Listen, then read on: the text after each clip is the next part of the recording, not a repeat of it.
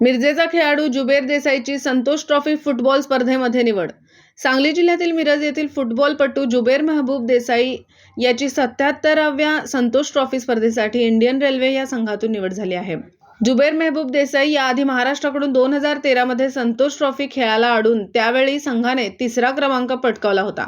यापूर्वी junior India international स्पर्धेत सुद्धा तो खेळला आहे. जुबेर देसाई सध्या हेड टीसी म्हणून रेल्वेमध्ये कार्यरत आहे. जुबेर महबूब देसाई हा सांगली जिल्ह्यातील एकमेव खेळाडू आहे ज्याने 2 वेळा संतोष ट्रॉफी सारख्या मोठ्या स्पर्धेत भाग घेऊन सांगलीचा नाव राष्ट्रीय स्तरावर केलं आहे.